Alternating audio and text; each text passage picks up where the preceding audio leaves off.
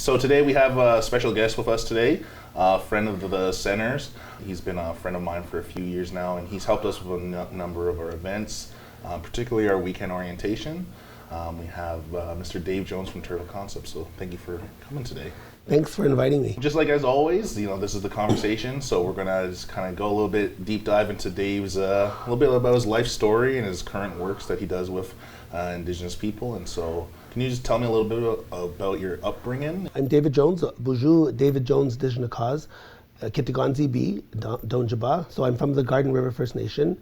I'm of the Loon clan, so that's Mong Dodem, and my Anishinaabe and Nozawin. My spirit name is Turtle, hence the name of my company, Turtle Concepts. I was raised in my home reservation, which neighbors the city of Sault Ste. Marie. So I'm about 3 lip points away from London. So that's where it all started. Yeah. So can you just tell me about your life growing up in Garden River? Sure. I'm the second oldest of 4 children and born to my parents. My mom comes from the neighboring reservation of Batchewana First Nation, where she was raised on the Rankin Reserve, and they have 3 separate components of their First Nation. And my dad from the Garden River First Nation. So we grew up in the main part of the village and then moved to another area as children. And it was, I think, typical to First Nation stories that people say, although my parents made a brand new story for us. So my mom was a teen mom with my dad, and she had 4 of us children, and then she lost her first child, so I'm the third of my mom and dad, but our first eldest sibling, she passed. My mom was too young to have kids, and she was a teen mom, so we all grew up knowing how great we were. I don't know how or what my parents knew, but they just knew who we were as Indigenous people our whole life. So I've never had that doubt that other people may have had, but this is my truth, this is my story. And I always grew up proud. I'm very proud of Garden River First Nation. We're like the rest, we're all kinds of dynamics, but I grew up with my language, I grew up with my culture, I grew up with strong values, and it was really cool for us growing up because Dad was Catholic and Mom was traditional. And my mom connected the dots all the time, and Dad said, listen to your mom, whatever she says sounds cool. So we grew up connected. We didn't grow up doubting. We didn't grow up knowing what was there, because my mom made sure she understood our maturity, and she didn't want us to grow up lacking pride. She didn't want us to grow up lacking identity. So we didn't know what was going on in our family. We just knew that we were good people. And I think it was really, really interesting. As we aged, we started to see other dynamics. So there was, back in that time, there was the religions battling. What was evil, what was not, and we didn't know that because we didn't see that in our home. Many others have, but in our home, Mom loved Dad and we went to church. And Dad loved Mom and we went to ceremony. So there was never a disconnect in our home. My mom said, people gotta learn how to connect the dots. So holy water was respect the water. Smudge was no different than using incense at the church. And she says, it's all, symbols of getting the message to the Creator, God. And we had the priest over on Sunday for dinners, and we had the medicine man over on Saturdays, So we grew up with a different version of identity from many, but it worked for us. And my siblings and I, we've always been proud, and this is how we were allowed to look and how to be. And, kudos to my mom because she's a foster child. Her parents were not in a good way. Her dad came from Europe. Her mom was Anishinaabe right from our res. And so we do acknowledge that we have some non-native ancestry. But we're proud of that too. We're not embarrassed of what our bloodlines are. That's who we are. So it was really interesting growing up with a person who was wise, I guess, in what true identity is. It was not easy growing up as the fair one in my family. My eldest sister's a little bit darker. My little sister was a little bit darker, much like yourself, Daniel, but she had a disease called vitiligo, and it's where you lose your skin pigment. So I was the fairest one of all in my family, and we played on that. I was the mailman's kid, according to the res. My grandmas, aunties, they made light of who my dad was, and it caused identity struggles for me because I thought, am I not daddy's kid, because I was fair. But my mom said, oh, stop. She said, it's just people fooling around. So it was way back when I was a kid that I started looking at even some of my Turtle Concepts foundations, like identity, just kidding, and what that could cause in a person. And my mom just validated me all the time and said, you're Anishinaabe, you're Ojibwe. Back then, we were allowed to call ourselves Indian because that was the term, So when people say to me today, well, we're not Indian. Well, I know I'm not from India, but just like the ABCs, they start at A. So that's what was told to me when I was a little boy. So now I think I'm First Nation, Anishinaabe, Aboriginal, Original, Indigenous. Like, I don't even know. I can't keep up with all my new titles, but I know who I am, and my parents really gave us solid foundations. And it was never about disconnecting. It was, you are a part of the bigger picture, and this is how we walk in our family, And I went through, situations on res, from res. I've never been discriminated in the non-native world because my mom said to us, you need to have good skills, you need to feel good about who you are to go out into the world as an Indigenous person. So she taught us good skills. Manners were not an option, it was mandatory. Cleanliness was not an option, it was mandatory. And often they referred to my mom as the warden in Garden River because she was so strict with what she did. But there was so much love behind her routines and her boundaries and her communication that we didn't grow up angry at the world. We're like, cool, the world's pretty cool. Yeah. So we had a really great foundation. And for myself, being loud and middle child, I need all this attention, So I was able to milk that in a good way to say, how do we get mom and dad's teachings of survival on the res into something that I never wanted to be this, but it's certainly come as it is. And I wanted to be a teacher, and I knew that as a little boy I wanted to be a teacher. So that's where it started, and it was so cool. But it was different for lots of people back home. So kind of touching back a little bit on your parents, who obviously had a big part of your life. And so for most people, they would look at you and assume that like you guys had it made and you guys came from privileges. Yeah. Was that always the case with you guys, or was there some history with your family too, or your parents, like their upbringing, that they had to deal with some trauma and things like that? And your mom, you said she portrayed this message that you guys were awesome and that you need to be awesome as Indigenous people. I think both my parents went through classic examples of what was the generation of that time. So my mom's situation, being a foster child, adopted out, alcoholic, violence, standard things that people are aware of. My mom just kept saying, it's my job as a mother to change this. And my dad said, he came from some interesting things as well. Our family is riddled with diabetes. We've had suicide, we've had struggle, alcoholism, drugs. And my mom had this way, and I know it's not camera perfect, but she would say, like, you can't make your shit someone else's shit, you gotta deal with it. So we turned that into, don't make your baggage someone else's, because they don't know what you're coming from. So my parents' struggles were processed by them really well and communicated to us, and this is how you change it.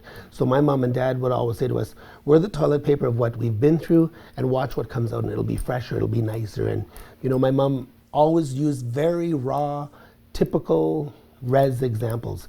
Bees are not attracted to shit, they're attracted to flowers. So sweeten it up a little bit and watch what happens. So that's all we knew. My mom never told us of all the drama negatively. She said people were struggling, people didn't know what to do with stuff, they didn't know how to make solutions, but we will learn how to make solutions. So when I saw family members struggling as a little boy, 5, 6, 7, 8, and we saw too much, like many, we knew that something had to be done to change it up. And my mom would give examples like, if there's a tree blocking the driveway, what are you going to do? Stop? Or are you going to move the tree, walk around the tree, cut the tree up and pile it into wood? Do something about it, get to a solution mind. So that's all we knew growing up. So the struggles of our family never became my own struggle where I was burdened with strife or drama or grief. It was like, oh, how do you fix that? So I really didn't know until I was in my teens when I started to understand, oh, geez, the separation, identity, church, all these different things. I didn't know what was going on there. And I mean, it's wonderful for me and how it came to be, because I think that's what I tried to bring into my work was, do we want to focus on the struggle and the problem, or do we want to acknowledge the struggle and the problem, say, what did you do about it? Or what do you need to do? Or what can I do? And, I think my parents were excellent examples of how to overcome, but also acknowledging. And I think that's what elders want in children and youth today. They need you to know where you come from. So I totally know what I come from, but I don't want to look like what I come from. Yeah. I'm allowed to make that improved. I'm allowed to make that better. And that's what I tried to do when I opened my company, when I became a school teacher. I wanted to teach better, not highlight the past. How about take a look at now, look back at the past, and then let's get to the future and make it better, make it brighter. And so it seems like your parents laid a great foundation for you, right? And that's the thing that I think a lot of us in education that try to strive for, is trying to teach, we're trying to give kids that idea of like creating that, if they didn't come from a good situation, like creating, they can be the starting point of that foundation that leads to good things for their family. And then, like you said, you talked about how you don't have to look a certain way and all that. And so when most people would look at you, like you said, they wouldn't assume you have all these, traditional teachers behind you. But you, and of course, you did. You said your mother was traditional, your father was Catholic. There wasn't even a category to it back then. It was just called a way of life. Yeah. And now we're using words like Bamadzuin and grandfather teachings and the Wampanoag. Those were all brought up in my life, my whole life. Because I was fair-skinned and light-haired, I always thought I was Mohawk, and my mom's like, well, that's cool, like you're identifying with something, And then when I met some Mohawk people, I was so pleasantly happy because, there's someone like me who's light-skinned and fair-haired, whatever, so you kind of feel connected, and that's what my mom wanted us to do. Make sure you feel connected to something, because when you disconnect, you kind of can get lonely, and I felt connected. So when those Mohawk people came to my territory in Garden River, I connected big time. My first drum was a water drum. My first songs were Mohawk songs. I was like, it's all good, whatever it is, I'll take it. I'm not going to sit there and say, that's not my way. Who wants to be negative when you know your heritage, whatever that be? It should be a good thing to be proud of. And why be reminded only of the negatives of our struggles and our story as Indigenous people? Let's find the positives in every now and then and put some push on that. So you grew up with, as you say, that was just your way of living life, right? Yeah. And so with education, was education always a pathway for you growing up, or was that something your parents instilled in you and your siblings? Was that, in order to get somewhere in life, you need that education behind you? Education was not even an option, it was mandatory. And my mom did it tenderly at times, but then other times she did it very strict, and we knew what education could do for us. My parents didn't have much because of their situations. My dad had grade 7, my mom had grade 8, but they knew education was a helper to more. And whether it was traditional education where we went in the bush and we cut wood, hunted, snared, fished, etc., or we went to school and learned about the other world, the new world, we'll say. My mom just connected, and my dad always said, it's cool, like how your mom can do these things. And education, like I said, it was exciting for us. My mom came to the school all the time. My dad was with her, and my dad's that strong Anishinaabe man. When he was living, he was strong, Anishinaabe, and proud. But he didn't have the wisdom that my mom had to teach it to the kids. So he kind of like thumbs up on the side, like, got it going, Liz, you do it up well, listen to her. And in our family, we always said mom raised, 5 wonderful kids, Cheryl, Bunny, David, and Dan, and dad. Because dad didn't have that same, upbringing, but school was our way to reinvent our history. And we have a history in our family of minimal education, not many opportunities, but good people. So we were able to enhance our individual family and take it to the next level. So all my siblings have post-secondary education. We all went through high school right from no dropouts, no nothing. It was just normal for us to get school. Like, we knew in grade 8 what our career was.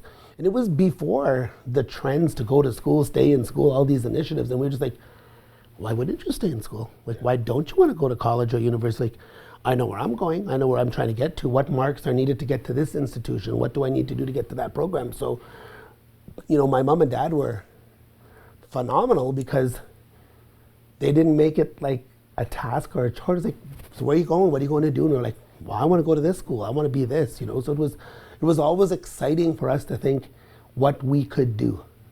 And when we went to schools, because I was the only Indigenous person in my high school, I wasn't embarrassed. I was always proud to be Anishinaabe, and people would ask me, and I was like, yep, from the res, like, you know, I was conscious of what they could think, but it's like, what's to be embarrassed of? I have a home, you have a home, I have food, you have food, I have clothes, you have clothes. So I didn't get raised carrying heavy burdens or heavy challenge or heavy struggle. I got raised with excitement. Mm-hmm. Now, with that, you said kind of talk about, you know, it was mandatory for you. Yeah. Can you tell me a little bit like life in high school, growing up, and then going off to university? What was like? How did you prepare for it? Even like maybe things like your mother prepared you. I guess I'm kind of alluding to is like I remember you from hearing stories and how your mother made you guys save for school and all this stuff. Like even part of that, right? Teaching you those skills of like the economics of everything and needing to saving towards it. Well, my mom's favorite line that she used all these trendy, I don't know what you even call them, like mottos, like no one keeps you for nothing, you know, and if they do, take us all with you kind of thing, you know, and if someone's going to jump off the bridge, are you going with them? So we always had to double think, like, what is she trying to tell us? And we had to pay rent in grade 7 when we got a job. And I was like, and I was a little bit more bold than my siblings. And I was like, well, you shouldn't have had us then. Like, you're making us pay rent, like, good gosh. You know, how, like, it's not my job if you are amorous with dad. Why am I paying for it, you know? And so we had some intellectual banter at very young ages. And it was my mom's way of teaching us, this is how you do a goal. This is what you need to do to get there. And it starts today. Can't wait. My mom always said, you can't wait till you're 25 and 35 and 45 to get started. It needs to start now. So my mother's methods, as strict as they were to others, were all we knew. Yeah. So it was put money away, have a wonderful home, have a goal, get it done. We don't have all day. We have one chance, get it done. So we did what she said, and we put money away. I worked at McDonald's, like, you know. She did these things that I think are true Indigenous, but boy, they look rough. You know, like if we didn't brush our teeth, then we went down to the lake because we had a lake in the backyard, and she said, well, you're too lazy to turn the tap, so get down to the lake and go brush your teeth. So we'd go down there when we didn't brush our teeth properly with the tap water, and we'd go down there, then we missed the bus. Then she'd say, well, now you missed the bus, so now you have to hitchhike. And we were like the goody two-shoe kids. So we were like, all right, because we didn't turn on the tap and we missed the bus, and now we have to hitchhike, and we don't know how to hitchhike because we're those goody two-shoe kids. So what are we doing? So now we all love to brush our teeth. We never hitchhike. We make sure we utilize what's present and get it done right first. There's no second chance on that. And maybe to some they might find that OCD, or maybe they find that like overambitious, but it made for an easier life. You know, and her technique, I questioned like all my siblings did, but the result of the technique was totally Indigenous. Yeah. You know, and we always knew there was love in there. Was it as tender as I wanted? I don't know. I'd sweeten it up a little bit, but we got it done. Yeah. You know, and I think my mom did the best she could with what she knew. And my dad said, that sounds better than what I had. So let's just do it and see how it works. And it worked out really well for us, you know. So our skill sets, our ambition, our taking initiative, it comes from those childhood rearing practices that my mom gave us. And what some people would call teachings now, right? Yeah, they call them teachings, but my mom says all parents that she knows did the best they could with what they knew. And I'm real fortunate my parents knew quite a bit. And the better part of that is my mom knew how to teach it. There's people who tell, my mom knew how to teach it, and she made us demonstrate the action as opposed to telling me what an action looked like. I think your mother would be happy to hear that your house is always very clean now and everything. Yeah. Well, my mom now tells me not to wash the counter so much. You know, she's like, okay, like take a break, like, you know, good gosh. But I mean, because I live a hectic life with my work, and I like coming home to a clean home where I don't have to come in and work first. I just want to get up, fix my bed in seconds. My mom did these crazy things to us, so my bed is always fixed the second I get out of it. Takes me minutes.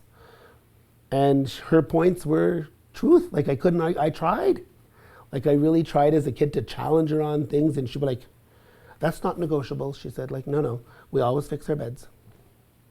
You know, and it'd be like, and she had excellent rationales. I was like, and I would say to her sometimes, oh, you win again. And she said, well, there's no prize. She said, the prize is you have a clean bed, you come home, you can go play longer. You know, if you do everything right first, you have a good time, so why rebuttal? But I think it's anchored in the confidence they gave us. Because if we did something good, they validated it. And the second you hear you've done something well, you get these happy chemicals. So when you feel loved, when you know, it helps. And considering what we've come from, in terms of family history and all that stuff, oh my gosh, my parents did wonderful for us. Yeah. And I think kind of what you just talked about there, like those chemicals that happy feel. We sat in on a thing a while back at a conference, and it was like, and he talked about that, right? It's like that idea of like how you can jump in any time to kind of expand on more, but it's like the idea of like if you don't have happy memories, because the way it's you know, we talk about like we need to end this vicious cycle, right? This trauma-based cycle. But the thing is, like, you can't blanket cover and say like, oh, we're gonna do this and I'll fix, because that's actually not how the brain works, right? And for you guys were instilled with good memories, which like, so when you're down, you can rely on those good memories. But if you don't have good memories, and you don't feel good, but then someone's like, well, if you do this, it'll make you feel better. But no, that's not the case. That's not how it works chemically. Well, we were not taught to be pitiful. Yeah. We were taught our power, our connection, our identity all the way through. And it had nothing to do with your color, had nothing to do with what you were wearing. It was internal. And when we knew that, because of how mom and dad allowed it to grow, what a wonderful thing. And I really hope others start to understand the need for happy memories, the need to connect to positivity, as opposed to drowning in a legacy. It sometimes gets a little bit burdensome, you know. So for me, I've tried to adopt the great teachings that were given to me by so many people. And, you know, people are referencing these historical figures who were amazing. Well, those were my mom and dad's friends. Like, I didn't know they were amazing people. I kind of like, not more elders. Another circle. Like, you know, it's like, I'm a little ADHD kid and now I got to go listen again, you know, to teachings and prophecies. And, you know, prophecies could be scary. And I was like, oh my gosh, like, I'm like 6, I'm 8. Like, you know, like, holy heck. But my mom would give me the old Nishnabel look, like, ooh, you're going to get it when you get home. Because I was so hyper, but I was like, I'm ready for more. And I think right now, there are a lot of young people ready for more. And it's maybe those elders, those adults who didn't have it so well that have to be retaught how to get to well. And I'm trying to do that because I was ready for more as a young kid, and I've tried to do more all along. And that's not bad. So now, going a little bit further now, we started with, you know, all the things leading up to it. So where did you go for post-secondary, and, you know, what was your envision for yourself when you were growing up of what you wanted to do? And well, in high school, I knew I wanted to be a school teacher. I thought, I know my ABCs, I can count to 100, I know my shapes, got most of the colors, at least the basic ones. You know, I thought, I could be a kindergarten teacher. I can sing, I can dance. How easy is that? That's be the easiest frickin' job.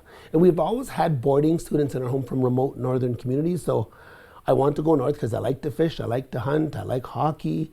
So being a teacher, which is easy, knowing the land, I won't be afraid of mosquitoes, I'm going to go north and become a teacher. So I started to prep to become a teacher. I also thought about being a pharmacist because I wanted to help. I knew that. What was going to be the easiest was my plan. Yeah. Teaching sounded easy, so I... which is like a standard thing for most Native people, is like they want a job where they help people. Yeah. Well, I don't know. We're kind of conditioned that we have to help, you know. Like, so here I am, ready to do as told. And I came here to London, Ontario, to Western University, and had some success with that.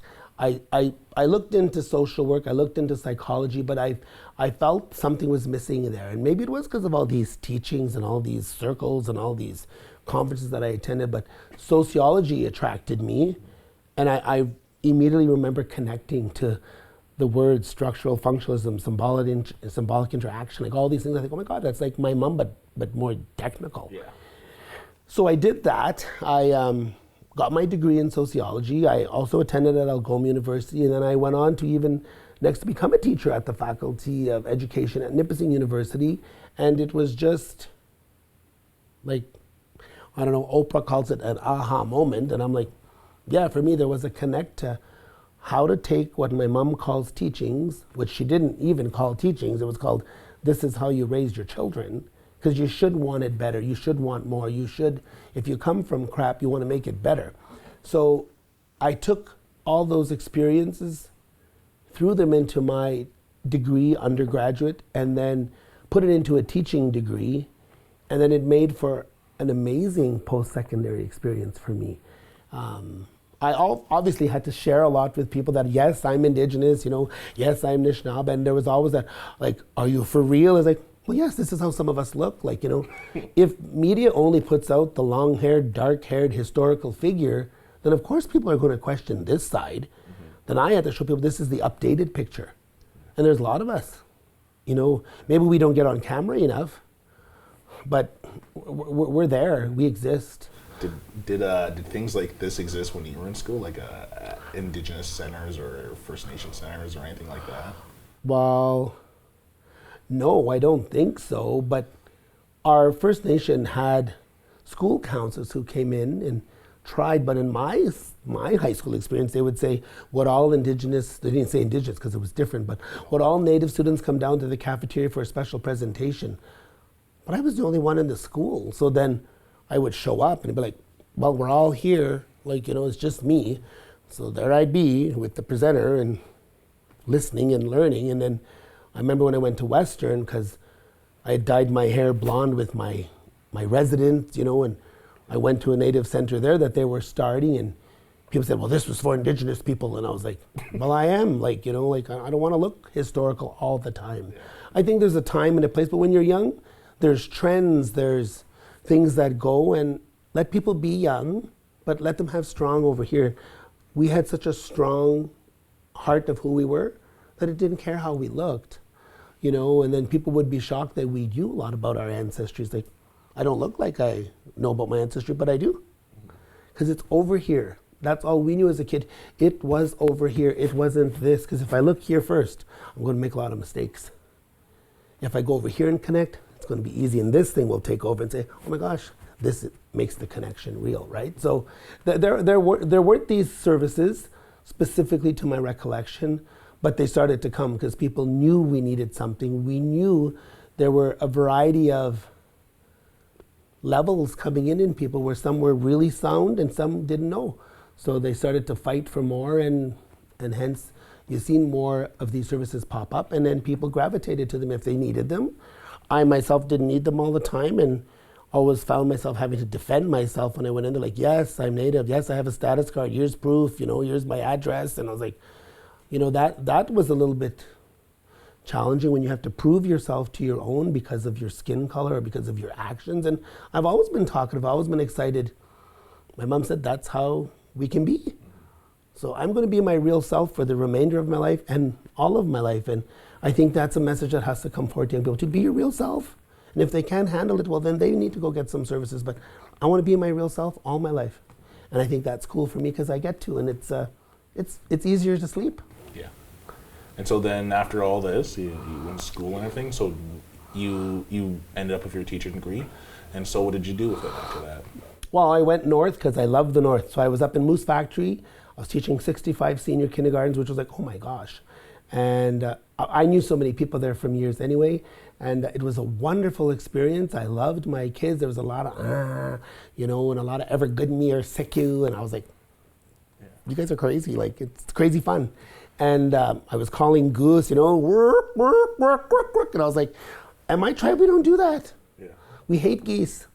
They come into your beach and you're like, gross. And it's like, get the freak out of here. Got to invite some Crees down, and call the group here kind of thing. But I loved my teaching experience. But I knew immediately when I became a teacher that some of us are really good and get what teaching is for kids. And our people have been through a journey, and I knew that some of the teachers had a different way of trying to get kids to more, and I saw that fails sometimes.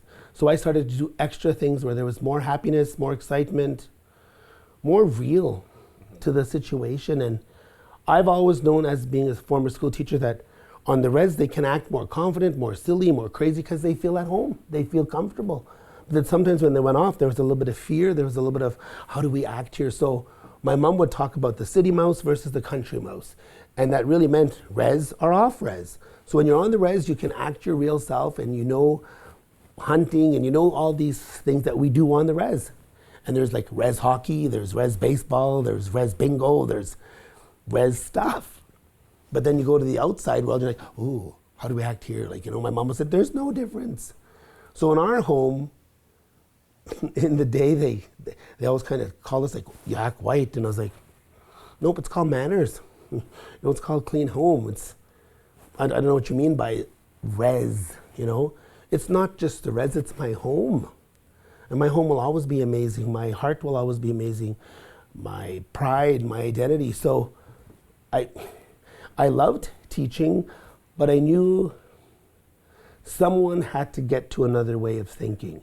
And I thought, my mom and dad didn't like it, but I thought maybe I could help others get to a happier spot. So was there some kickback for how you are? Like, you obviously have a big personality. I always describe you as the sun, right? You always want to be around the sun, you want to feel the sun, everything. So when you were teaching, and then you kind of seen that there was a wholeness in terms of what that connection of getting kids to this point, but was it also like a pushback from other people that you worked with and colleagues and stuff that were like saying like they almost try to be like that idea of like you're too much, like I was always over the top, and I was over the top. But my mom had taught us to make negatives into positives, the little train that thinks he can, and I knew I could, so I just thought, why can't I be this happy, excited, ADHD, over the top Anishinaabe?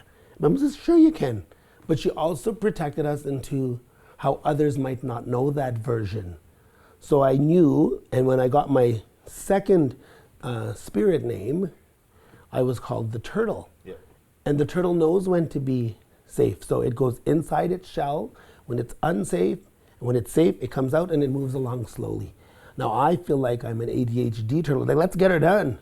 But I think back to my name all the time, and I think, okay, some people need a safer place, but I felt safe when I came home to be my real self. So there were kickbacks all the time. I can go on and on about people saying, you always got to have all the attention, you don't shut up, you're always, got to be the center of attention. It's like, no, but sometimes when you have a vibrant personality and you like who you are, you're just going to command attention because it's kind of contagious. And I think there's like, there is like that unfortunate thing of like that you always try to be this, but like, at the end of the day, I always look at it as like, who benefits from it, like, or who's feeling negative effects, and there's no one but who's benefiting from it, and it's the kids, right? Yeah. And at the end of the day, that's like from the like how they say, oh, you're always doing this, but were the kids ever the ones to be like, oh, you're too much, like I don't like it? Like, no. Yeah.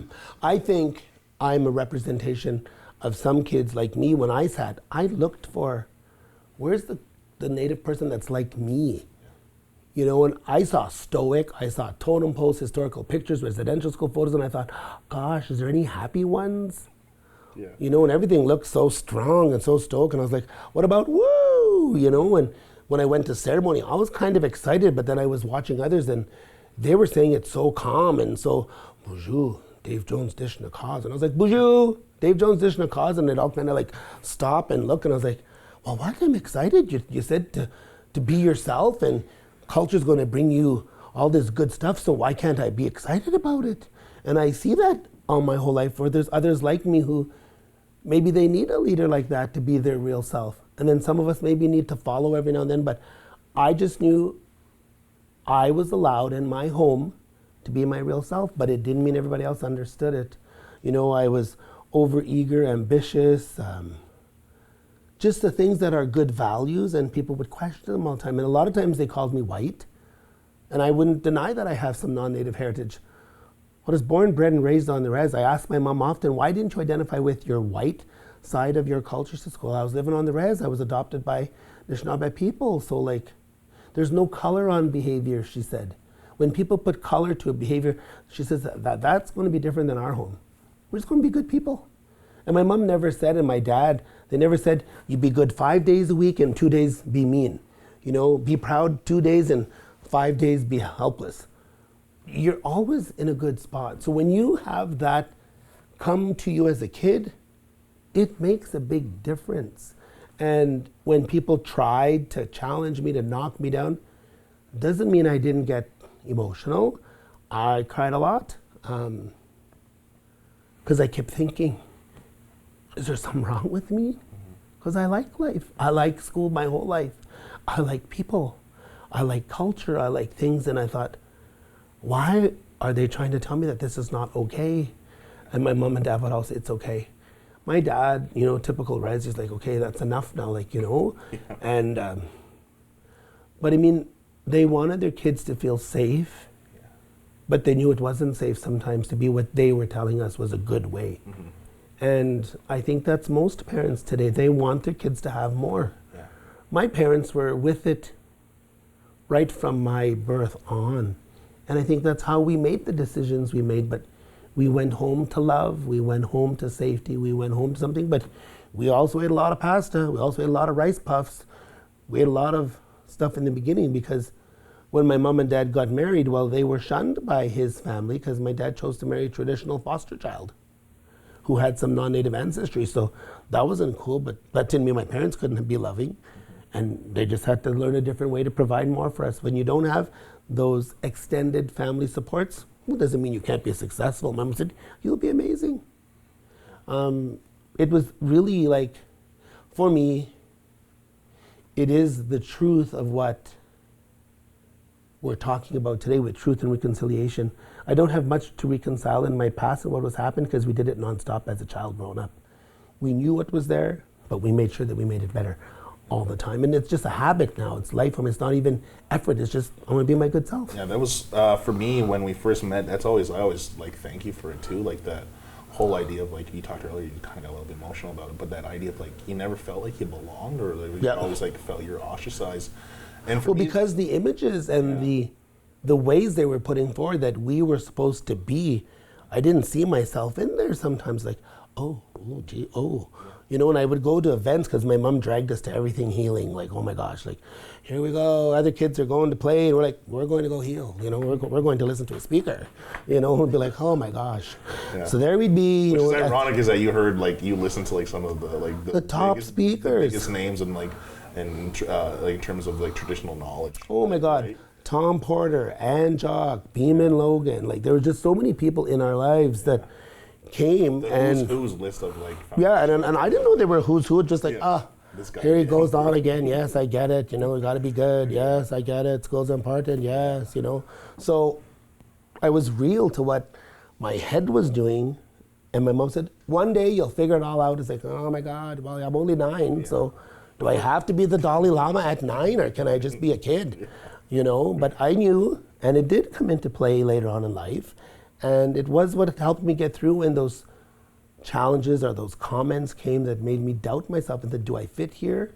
And I remember like in grade 8, I was kind of done with being a native, especially if it's going to be negative and it's going to be helpless and it's going to be not motivated. That's not who I am. Mm-hmm. That's not what my older sister role modeled. So when she went to high school, she was achieving and doing well, and I thought, I'm going to be like her.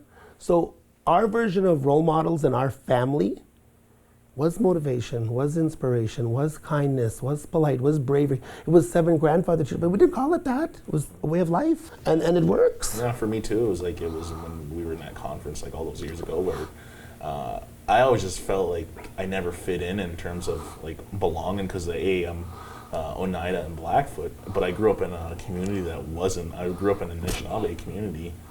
And they made sure to let me know like every day that it wasn't Anishinaabe and from there. So I really struggled too with like that whole idea of like, I don't feel like I fit in. And it was like a weird dynamic for me growing up where it was like, I'm native, but I don't even feel like I'm native here because they make sure like not to feel it. But I feel like I am and everything.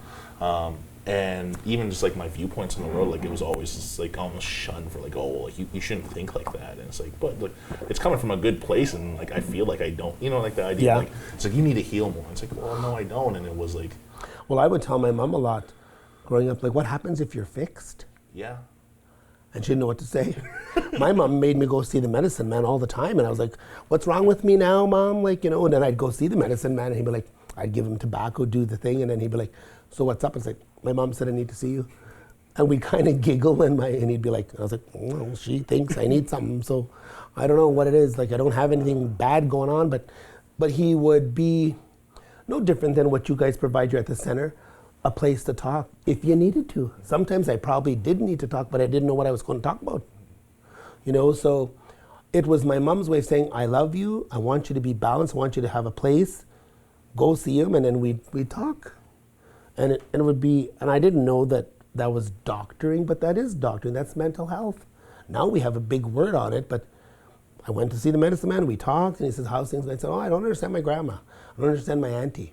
Sometimes my mom is like making me overachieving. Like, I got 100 out of 100 on a test, and she said, there's room for more. And I'd be like, okay, I got 100 out of 100. Like, and then one time I got 105 out of 100, and she said, there's always room for improvement. I was like, I don't know what else to do, So I just kept having to think and think and think, and then processing it was the better thing, because I knew at the end of the day it was unconditional love that she was giving me. And she didn't have that. She had conditional love. I love you when, I love you when, even though she knows what happened in her life and her childhood and that, she wanted to make it better. That's the best thing about becoming a parent or becoming a caregiver or being an auntie or a cousin. You should want more for people, and I have tried to do that in my company, is to give that foundation. So was there a singular moment why you wanted to develop Turtle Concepts, or was it a culminating thing of like all your experience where like, I need to do this, or I need to? I don't think there was a singular moment, but I was being asked to go speak to kids. Like, I was doing kindergarten, then I was doing special ed, and I was like, people say, could you come and speak? And I was like, speak about what? Like, because it was a lifestyle. It wasn't a production, and people were kind of like, would you come and talk to graduation? Yeah, sure. I was thinking, aren't there other people like me that know the good, the bad, so maybe it was my color, maybe it was my vibrance or my technique, but I'd been a school teacher, so I just knew in schools and communities there were people like me with a very similar story, and we were being misrepresented. So I used my personality. People said you should do this on your own, and I remember a Cree fellow from the James Bay, he said to me, have you ever thought about going on your own and opening your company? I said, who's going to buy this? I said, I'm not what mainstream is suggesting. I'm off the stream in a different creek kind of thing, but it's really fun in my creek, So I did it. I retired from teaching and decided to open a company called Turtle Concepts. I asked James Bay Cree, what do you remember the most about me? And they said, you're so proud of your heritage, but it was my life story that made me want to be extra proud, because I was like proving myself to people. I was like an avenger, having to protect, having to be a warrior, but I wanted to be a happy warrior, a smiling one, and like, come on. I think the way I was raised culminated into Turtle Concepts when I said, I can roll this into a better way and teach it in a good way to kids. So if they have similar stories of challenge, you'll make your next chapter the best one by your own actions, and confidence is critical to that. So I took a bunch of life experiences, made my foundations, which I had written about in grade 8 anyway, because I was trying to understand life on the res, and then the real world where I wanted to go and get education and all. And I thought, let's see what we do. So it's Turtle Concepts, and it's ideas I collected from Turtle Island. And I met a lot of people in my life traveling with hockey and sports and conferences and healing and and stuff. So I kept thinking, I like the way you said that, but I got to do it this way. I like how you're putting that, but that's too deep. The ADHD kids cannot handle that. It's too long. I'll do it this way. Because I would, even our people, we have such long prayers, and I'm like, hurry up, can't you just say thank you for everything? Like, good gosh, I can't sit here when you get through the whole long thing. I understand the protocol. I totally get what you're trying to do. But when you have special needs, it's pretty hard to sit for a long, long time. And I would see that in kids, and I thought, someone has to speak up for them in a nice way. Because people are so tender and so needing to be validated, and I thought, I can talk to elders in a cool way and say, ooh, that was a long one, eh? And they're like, Dave, I was like, wow. I said, like, I'm 54 and ADHD, and you got to speed that one up a little bit, And it's not wrong. Recipes have improved. The ketchup bottle is now plastic and squeezable, so why can't we evolve and keep the value, keep the core, but add some new technique every now and then? So that's how I got to my company, and it's 21 years this year, and it's really cool that kids get it, and youth get it, and elders are wanting to understand it, So what was your hope with Turtle Concepts when you started 20 plus years ago? What were your hopes with going forward with the company, or what was there a general? Well, yeah, my first hope was I hope someone books me. Because what was the reaction from your family also? When you Oh no, they were like, "You're not Mother Teresa. Like, what are you trying to do here? You're leaving your teaching job with a great pension and a good union, etc. Like, you're not Mother Teresa. You don't have to save the world." But I knew I had to do something, and in our culture, they're always talking about that. You got to be mindful of others and care, etc. So I was like, I somehow feel I can do this, and it worked. But my first thing was there was a financial security that I needed to secure and make sure I could work. Then when it went crazy, and I was like, oh my God. And now, 21 years later, is to know that I've impacted some people, that you can be your real self. And there's so many things nowadays, all the sexuality issues, the identity issues.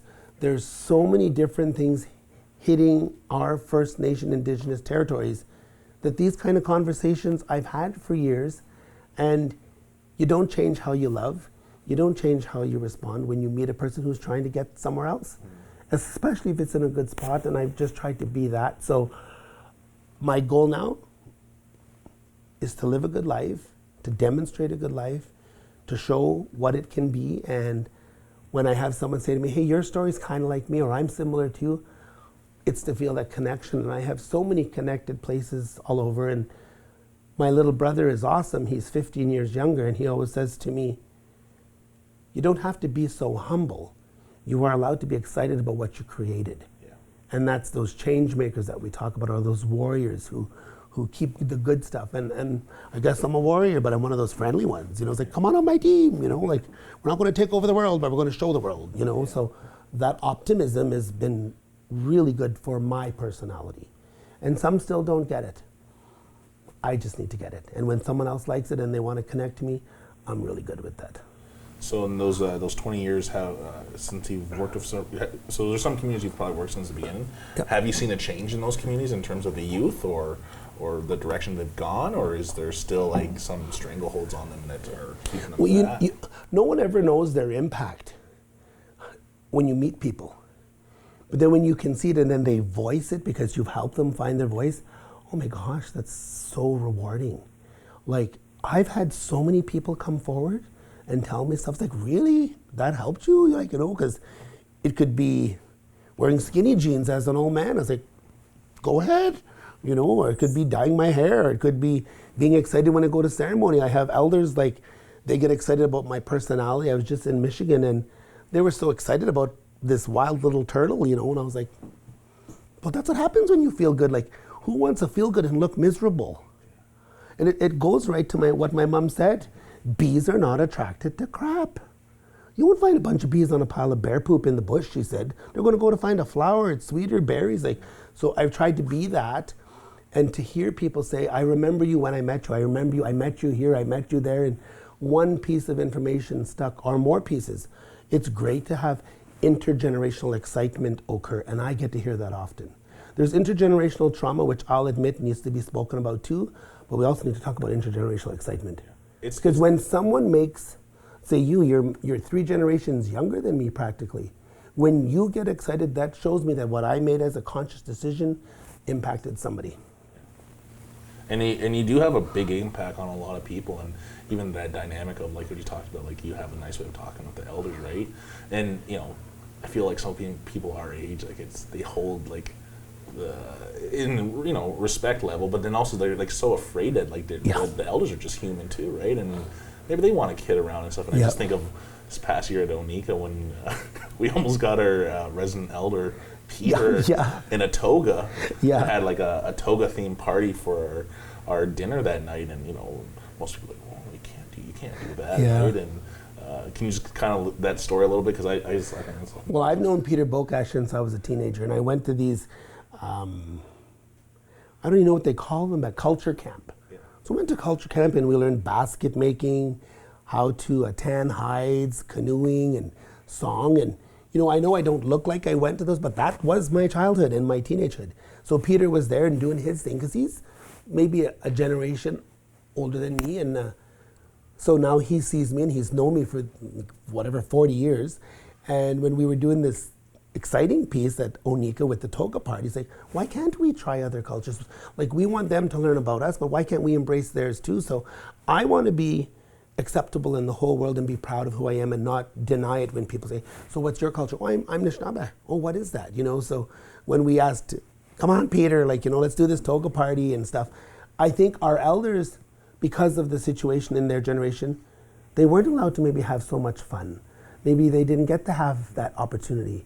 And because they were fighting to get us more rights and more voice and more respect, they had to do that in their way. But now we can help them have fun.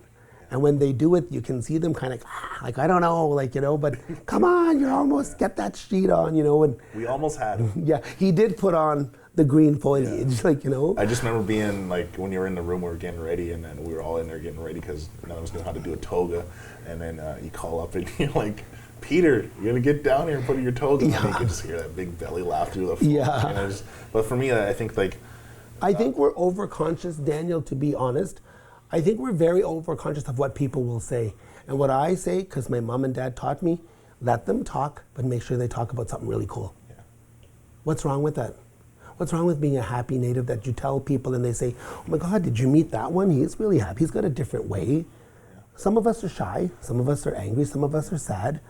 This is what I am, and it's okay. And I think the world I've been opened up to since even starting this role and come into my indigeneity, or however you want to phrase it, right? Because I didn't grow up in a traditional home, but even now, from speaking of elders and learning teachings, my family was very traditional. Mm-hmm. I think it's very similar to up north would be it was a Christian family. That was just way of life, right? But the roles that my parents took on was very much the similar of oh, this is traditional way of thinking, right? And all that. And then for me, growing up, traditional teachings was a negative thing because the way it was being portrayed of I was almost shunned for being in a good place already. Yeah. But then it's through you and other people that I've been introduced to tradition more, and it's people that have lived a life with it. And I think I kind of go back to maybe those people that were telling me that we're so new to it still. Yeah. Well, I think people, in an effort to make sure we know where we come from, they talk about historical stereotypes, but there's also new stereotypes. And some of us have been listening all our life. Some of us have been practicing all of our life to be better. So allow what you told us to become. And when it gets there, you have to clap more. You have to smile more. You have to say, hey, oh my gosh. Because I went to lots of teachings. I went to lots of ceremonial stuff, but this is what it did for me. So we don't have to be one way. We have to be always. And I think everyone in Indigenous country is going to have to come to that spot soon because of what's happening in the world. It's evolving at an alarming rate, not by my choice, just the way it is. And how do we keep connecting? And I think that's ultra important right now. There's this way of you've kind of taught me and showed me the way of how you look at the view of Indigenous timeline of people, right? Yep. And can you explain that a little bit further, or kind of touch on that, the beginning? Right. Yeah. Well, I mean, for myself, I've heard growing up on the Reds, because I've served on council, I've been on different boards, and people say, oh, he thinks he knows so much, it's but I do know some things, and we can't deny that some of us might have more advanced thinking or have a little bit more knowledge about how you treat people is that. If someone's just starting to learn their identity, then you want to show them what you've learned. So it's like a commercial, right? McDonald's not going to tell you to get down here and buy our frickin' burgers. They're not going to scold you to come and buy burgers. They're going to say, come on, check it out. We got Big Macs and there's Whoppers, they're not going to scold you first to get you the bee to the honey pot, right? So I've been raised to look at people who are just beginning the journey, whether it's in culture, sports, social, economic, to help them up. Not that I'm way up here, but I do know that I have additional information that was put in my path, and I embraced it. Then you have those ones who are in the middle of the road and they can go this way or that way. So you want to acknowledge that again and allow them to keep learning and share it. So that's that whole of remember where you came from, but don't be afraid to look where you're going and what you want to do with it. And I think that speaks to the generational effects we can have. You can pass on hatred, you can pass on racism, you can pass on sadness, you can pass on trauma, or you can acknowledge those things, find helpful ways, and make that less and better. And I've really tried to be that only because my parents did that for me. And my mom, in whatever way she knew, she taught it to me. So for me, I thought, I want to be that. And that's what I'd like Turtle Concepts to be, and to help other people find that. So if you're just beginning, come to my sessions and you'll feel alive. And if you're way ahead of the game with more knowledge, more experience, don't mean you're better. Just same response. Cool. Yeah. Cool if you're beginning, cool if you're in the middle, and cool if you're advanced. Cool. Now, do you see, because you've worked in a lot of schools, do you see that there's a stagnant position in terms of Indigenous education, in terms of like even programming that they do in a lot of places, like in terms of like for me, I just remember like, it's like I actually grew up with culture not realizing, right? Because it was so embedded even in elementary school, and then, but it's almost like it's still there, but again, I feel like it's still at that beginning stage, and I think a lot of people are struggling with like, in terms of educators, they're like, what's going on? Like, why isn't this working more? But it is working, obviously, because there's more success rates and everything, but still, I think there is sometimes we get caught up in just not getting past that. I think part of that is the fear to admit you know a little bit more, or you know a different way, right? Because the minute you say that publicly, oh, there they go again, oh, them, and we can't deny that some people will be really good with technology, some people are really good on the land, some will be good with the language, some will be good with socialization, some will be good at teaching. So when we as Anishinaabe people come into being who we really are, it's hard to sound proud because we hear humble, but I was always told that humble doesn't mean you can't be proud. Try going for an interview and not being proud and saying what you're good at. Try going to ceremony and not denying that, oh, that one is a good hunter, oh, that one, really knows the language. So I just think we're not caught up in schools and stuff with the fact that there's a time and a place for beginners to learn because they're brand new. Then there's a time and place for those to share. So there's educators or wisdom, knowledge keepers, advanced. Then there's those just learning. So, but no one wants to talk that through sometimes because the fear is what people will say. And a negative response, a joke, stops people who are advanced from wanting to share more than because, like, okay, that's not what I meant.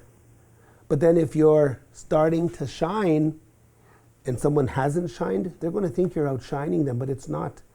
I am allowed to shine. I'm allowed to be me. And let me tell you and listen to how I did it, and maybe it'll impact you. And if it don't, well, keep going till you find someone who allows you to find your shine. And I think that's what I tried to be, and it works for many, and some don't get it, and that's okay. But I am allowed to shine and be my good mind, good self, good way. That to me is Bamadzawin.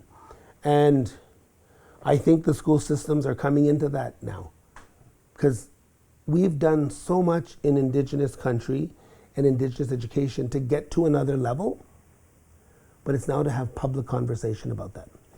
And just kind of back onto that point too, that same point of like the education sector, but this is not more or less for like the Indigenous education sector. This is more of like mainstream, these institutions, like we're in an institution right now, and they control a lot of power, and there is some misconceptions or even there's historical impacts of what education be. So if we're speaking to institutions or education administrators, like what can they do to push Indigenous education further?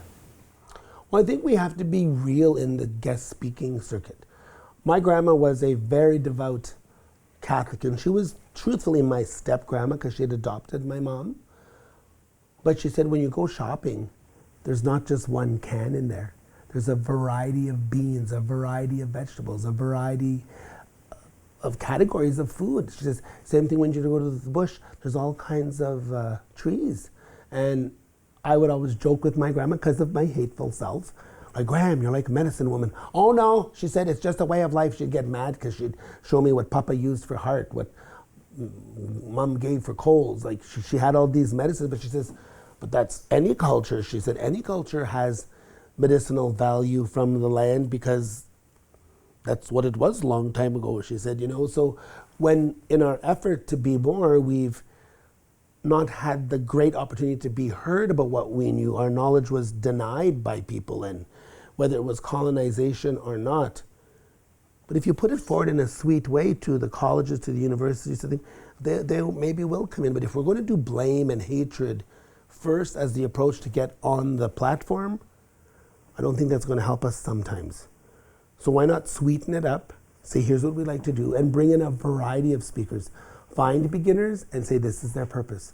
Find in the middle of the road and find advanced speakers to bring in and make sure they know how to share so that it's not blameful, so that it's not always hard. I know I try to do soft and excitable and people buy in because like, oh, like that was different, and it's like there's lots of us, but not everybody can speak to it. Not everybody that's doing good stuff can make a public speech about that. I'm a school teacher, I know a lot of good people who have great value, but they don't know how to present it. But they have great value. So, it's to make sure institutions get a collection of ideas and energy on committees. Don't just go with the loudest. Sometimes the loudest might be not the best voice. And we have to know where we are in our own journey. Like, I know where I am in my journey, it's pretty good. And where you are and where anybody else is, wherever they are in their journey, make sure you have a collection of those when you bring them into educational institutions because they're going to have an impact on people. And in my company, I try to bring in a variety of guest turtles all the time from different spectrums and different areas and locations, and you see the connection. And the connection is we're ready for more, how are we going to make more look, and how are we going to make more act. It's important to know that today for sure in the educational stream. What, for you, have had all these experiences, you're a teacher, Turtle Concept is 20 plus years. Yep. Like your work is with First Nation youth, that's where your wheelhouse is and that's where your heart is. What is your hope in terms of education for Indigenous First Nation youth going forward in the future? Like what do you hope to see out of education for them? Well, I hope to see happier, smiley, friendlier, softer, tender, excitable Indigenous youth who participate in real world experiences. I want them to be able to go and be their true self. So if you come from a remote community, come down and share what you do in a remote community. Because it'll be fascinating for the city mouse will think that's, oh wow, that's like crazy, how do you do that? So I want the remote to come into the city and be excited about where they come from. But I also want those that are urban based and near to cities to understand what the remote is like. And often they don't because you don't see that where there's no store, there's no mall, but they're still going. So maybe their mall is the Discovery Channel because it's real life bush. We always joke when we go on these little planes at Turtle Concepts, what's on the movie today? And the pilots will say, oh, it's the Nature Channel again. So we look out the window and that's what we're watching. We're watching real swamp, real trees, real whatever. So I want students in schools to come forward and be their real self and find proper skills, proper techniques, proper supports to be your real self nowadays. No longer do you have to come in and be worried or cautious as much as our ancestors had to be. Now you can be your real self because there's so many positive supports. Our people have put so much effort into making this a safer, better journey, but it doesn't mean it will be. So combined with that is to have the confidence to seek support, the confidence to speak out, the confidence to know the difference between right and wrong, the confidence to not set yourself up. Because we all hear the news. We're very conscious of missing an Indigenous women, what's happened up in Thunder Bay. Our kids need to have great skills and great confidence to be their real self, to protect themselves physically, emotionally, spiritually, and mentally. And I would love to keep contributing to that for students, but also to have fun. Go to Drake, go to concerts, get a Michael Kors purse, get yourself an old tobacco pouch, get yourself a mini skirt, get yourself a jingle dress. Know when to do that and how it looks, you know, and be your real self with it. And what's called balance, but I don't speak to it like that. It's just called be a good person, you know, and good people want to allow others to be good. And I think that would be a cool thing if we can get there. Now, obviously, you're not at the end of your journey, but like the point that got you here, is there anyone that like, is there people in your life that was the most influential? And if this is like your way of like thanking them, like who would it be? Well, I think it's the people who naysayed me for being fair and excitable and happy. Like, they made me have to rethink, right? So, the bullies, to the ones who questioned this version of this Anishinaabe, I thank them because it made me really think about what I am and who I am and how I want to be. And obviously my parents, because they were teens. I think they went with what most people should use as a guide. It is your heart first, and then your mind has to come into it, and then how you speak it. So definitely my naysayers, and some of them were family. Some of them were even friends. Most of them were Native who didn't understand this version of Indigenous. And thanks to them for making me speak my truth, be myself, and tell the rest of the world that this is okay. You know, so I'm very thankful for that. Do I wish it would have been different? Oh, well, yeah. Who wants to defend themselves all their life, you know, for being happy or for being excited or for dancing or for being creative? Like, that shouldn't be something you defend. That should be something embraced. But I think it's coming. And I think we could speed that process up way more if we learned how to respond to change better. If you had to give students that are coming into school, whether it be post-secondary for the first time or maybe even coming back for it, like, what is your piece of advice to them, like, to be successful when coming to school? Well, this almost sounds like my Miss Universe question, you know, for world peace, but I would say be real. Don't deny what you've been through. Find someone real to talk to, and then say it, and then watch what happens. And now, with diversity as a platform, now with Indigenous centers doing way more, now with the variety, be conscious of what you present to people. So don't be afraid to smile. Don't be afraid to be excited. Don't bring the res behaviors that you know you dislike down to your school. Bring the behaviors you want to be successful and watch what happens. So it's sort of like that saying, you know, you'll get out of life what you put into life. But I realize we've been raised to be cautious and to be aware and to know what we've been through.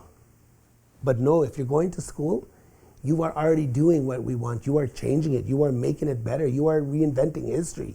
You are creating new stereotypes. So add to it the best way. And if you're that strong Stoics type, well, be that, but soften it up.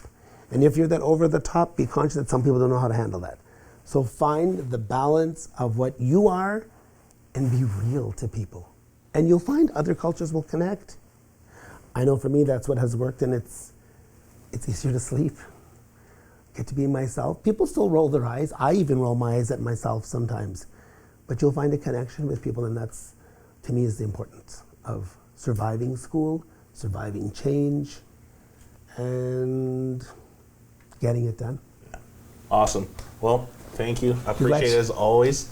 So that kind of is it for this time, and we'll excited to have you again here in the future. Thank you. Cool. Thanks.